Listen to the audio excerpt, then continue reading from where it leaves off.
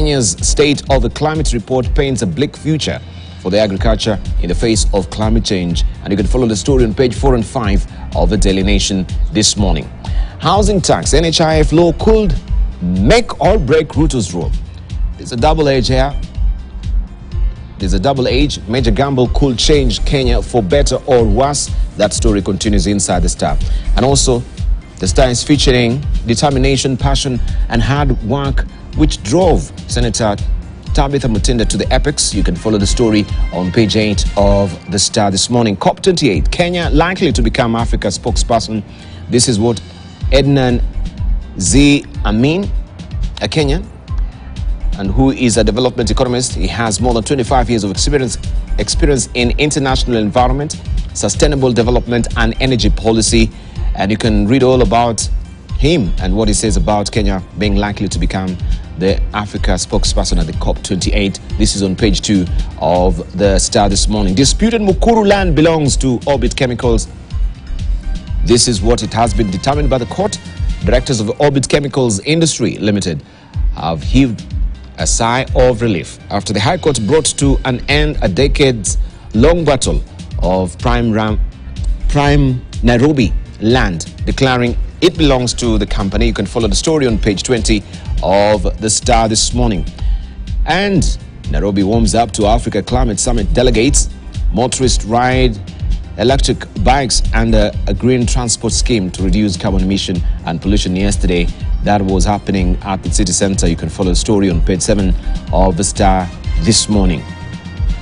People Daily talks on to save broke varsities. We have cabinet secretaries pledging bailout. Machogu says public universities owes 62 billion shillings to state agencies such as KRA and NHIF. A team has been formed to advise on whether this debt can be written off. Should this be done, the institutions will have to pay off other obligations such as money owed to suppliers. And you have the story on page 6 of the People Daily this morning. New funding model set to raise more money. He was seeking to have 62 billion shillings as waiver of these varsities, and that is pending, of course, given the go-ahead by the legislators. This story continues on page 6 of the People Daily. Food security top agenda at climate talks. First ever Africa Climate Summit kicks off in Nairobi today, and on the table in the question of how the continent can combat drought, which has reduced African countries' capacity to feed their citizens. You have the story on page 4 and 5 of the People Daily this morning. Champions of climate action. That story inside the People Daily as well. Arsenal fire.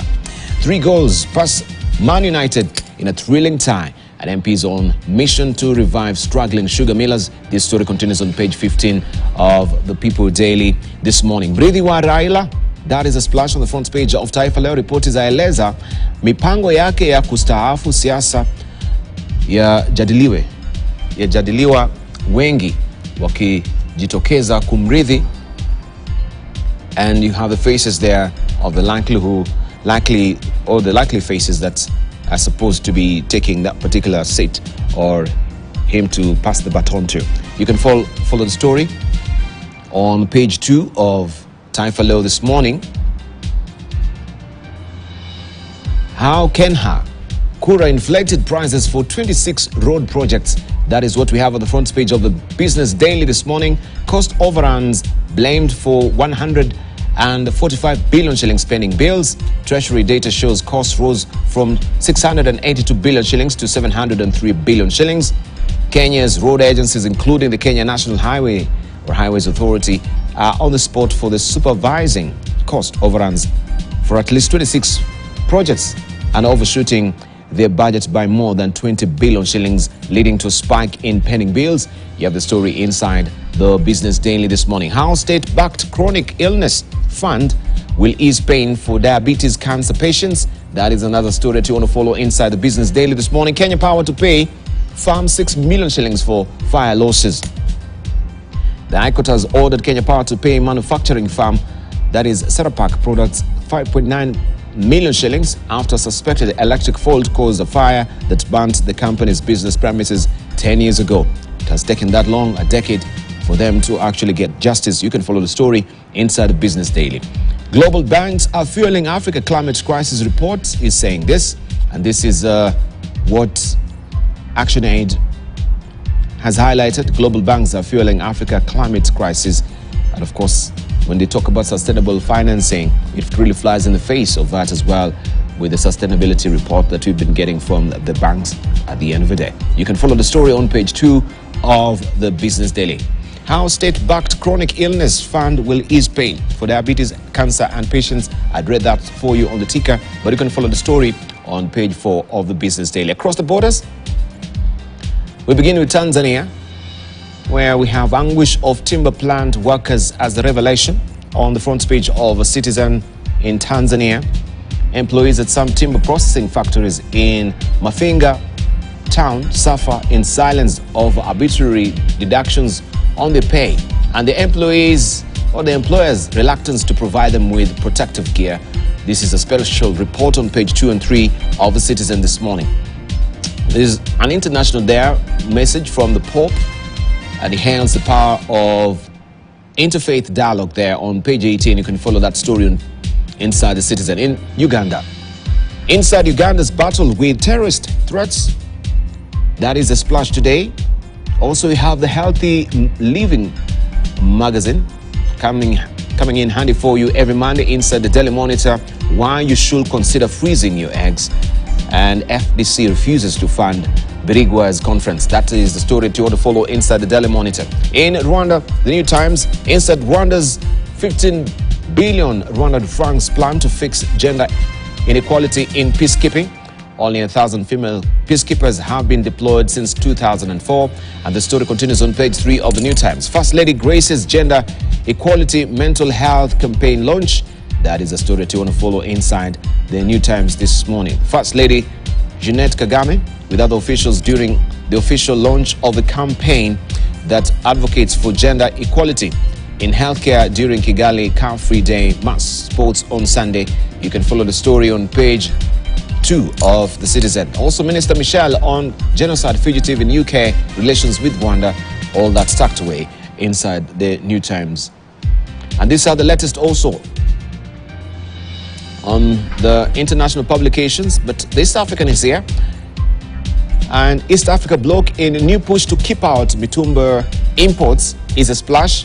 Uganda, Kenya are taking after Rwanda, which effected the ban, a decision fraught with political and economic repercussions. And you have the story on page 4 of East Africa this morning. DR Congo's unwanted peace missions.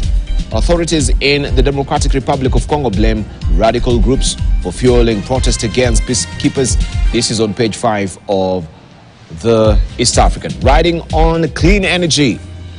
Kenya's President William Ruto tests an electric motorcycle at the national launch of the e-Boda Boda project in Mombasa at Kenyan coastal city of Mombasa on September the 1st. And this is the buzz right now. It should be and will be the whole week as we've trained our focus on KSCC with the Africa Climate Summit.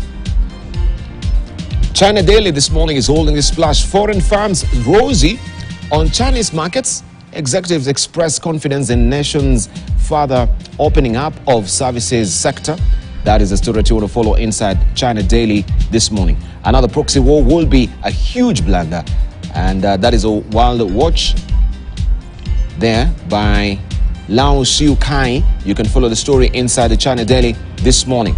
The Economist is holding this splash. That is artificial intelligence voted, AI voted. That is how the Economist is looking this morning. Paranoid nationalism and corruption. Also the property price paradox, arms control, Oppenheimer's nightmare.